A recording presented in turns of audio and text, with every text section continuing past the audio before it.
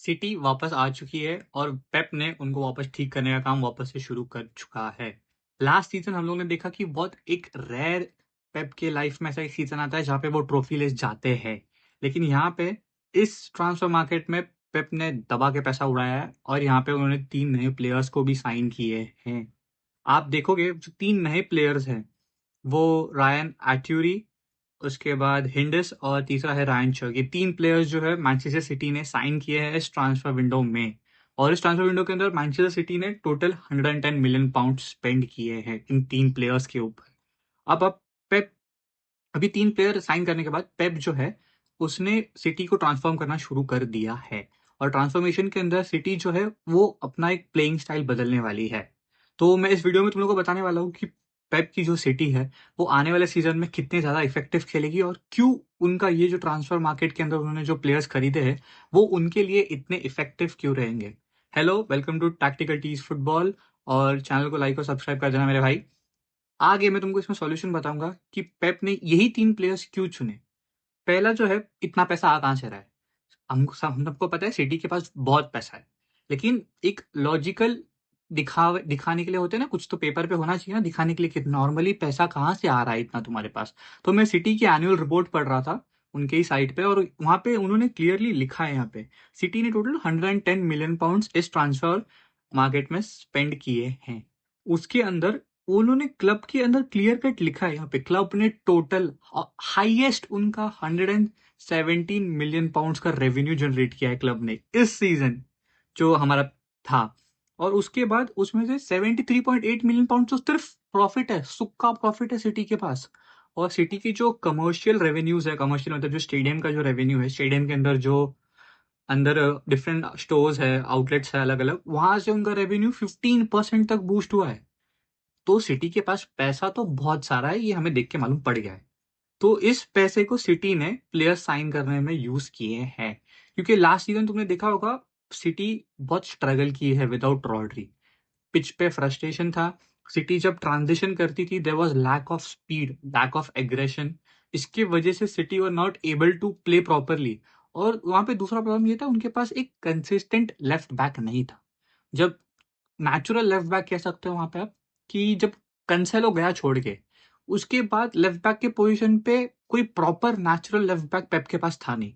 उसने जेरेमी डॉकू को वहां पे खिलाया, कभी कभी गॉर्डियोल को भी वहां पे खिलाया, और हमने देखा वो लोग कैसे खेलते हैं। लेकिन पेप को एक इन्वर्टेड फुल बैक चाहिए होता है। इन्वर्टेड का मतलब होता है कि वो अंदर आए, मिडफील्ड में आके थोड़ा सा गर्दी कर दे और मिडफील्ड पे हमें डोमिनेशन थोड़ा सा मिले। उसके बाद आगे हम लोगों ने एक और चीज नोटिस की, मैनचेस्टर सिटी के अंदर केविन डिब्रोयना जा चुके हैं। तो केविन डिब्रोयना की जगह लेने के लिए हम लोग को कोई तो एक प्लेयर ऐसा चाहिए होगा जो टैक्टिकली उतना स्मार्ट हो और उसके विजन उतने बेटर हो। जो पेप का मेन गेम स्टाइल है, उसका ब्रीदिंग जो पार्ट है मेन, वो सिर्फ और सिर्फ आता है मिडफील्ड से। पेप को उसके मिडफील्ड के प्लेयर्स बहुत अच्छे चाहिए होते हैं, और आपने नोटिस भी किया कि पेप के पास मिडफील्ड में भर भर के खतरनाक मैजिकल प्लेयर्स भरे पड़े। तो पहला जो साइनिंग था यहाँ पे, पेप ने जो 3 साइनिंग की उसमें से पहले साइनिंग की मैं बात करता हूँ, जो है रायन टर्की। अब वो रायन जो है यहाँ पे वो 24 साल का है और वो वुल्फ का लेफ्ट बैक वाला बंदा है। उसको 31.8 मिलियन पाउंड्स में खरीदा है, और कुछ 5.8 मिलियन पाउंड्स उसको एडिशनल बोनस दिए हैं, ये उसका कॉन्ट्रैक्ट रहेगा। सिटी के अंदर वो एक नेचुरल लेफ्ट बैक का रोल प्ले करते हुए हमें देखने को मिलने वाला है कंसेलो के बाद, क्योंकि कंसेलो के जाने के बाद पेप के पास कोई नेचुरल फुल बैक था नहीं जो उसके गेम स्टाइल को सपोर्ट करे। अब ये बंदा जो है, इसने वुल्फ में क्या किया है। पहली बात, he was the first defender in the Premier League जहां पे उसने मैक्सिमम गोल कॉन्ट्रीब्यूशन दिए हैं as a defender, total 11th है वो। और उसने टोटल 37 स्टार्ट्स किए हैं पूरे सीजन में।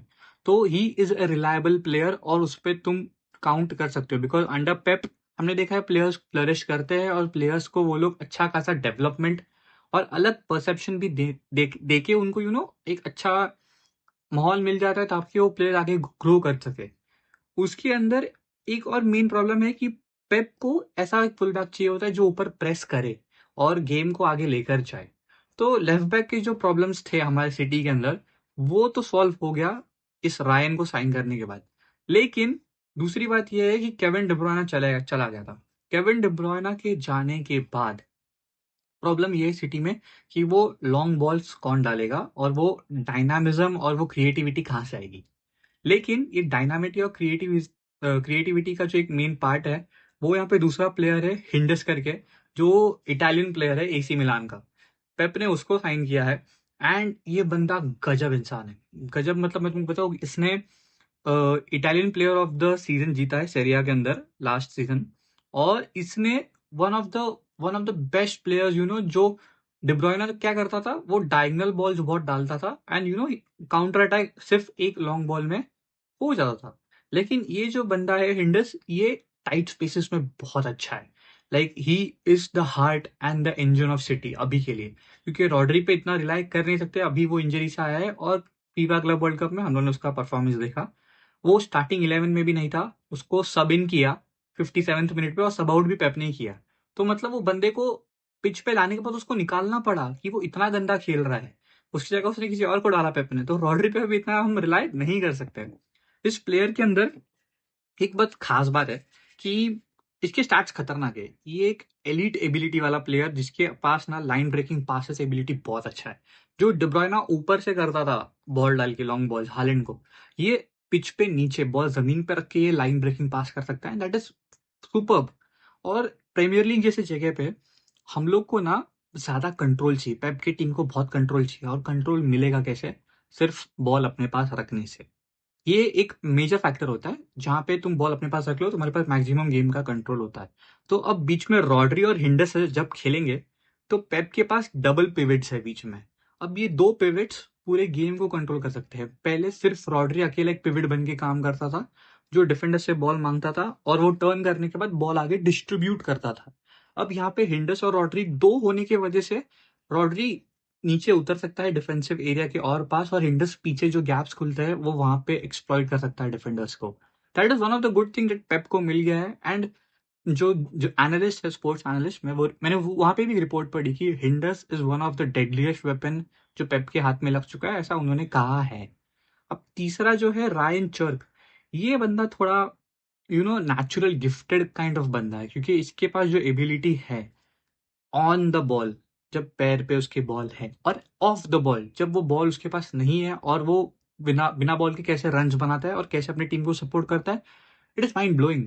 ये 21 years of old last season Lyon में खेल रहा था।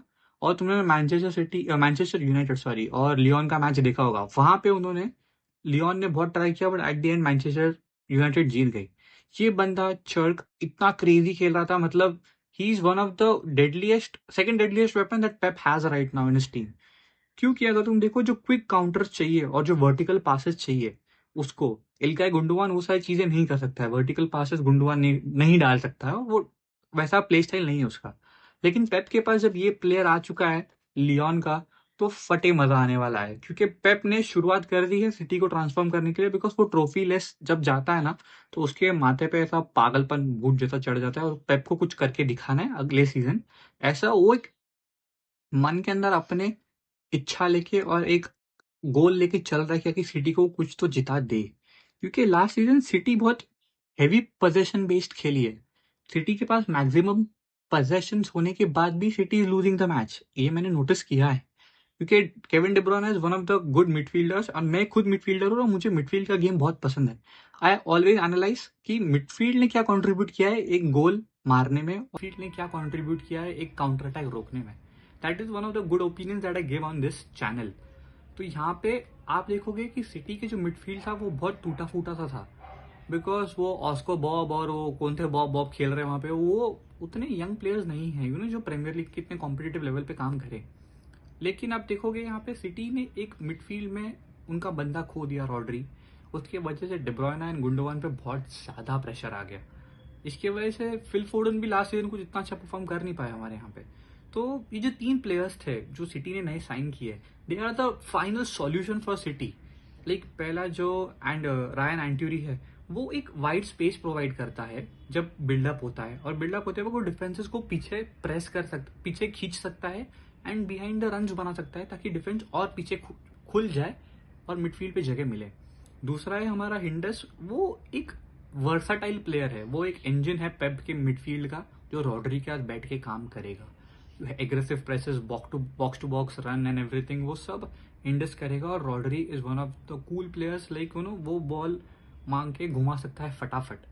तीसरा है हमारा रायन चर्क, वो तो नेचुरल गिफ्टेड बंदा है, उसकी एबिलिटी एंड टाइट स्पेसेस में बॉल घुमाना, अटैकर्स के साथ लिंक अप करना हालैंड के साथ, इट इज क्रेजी।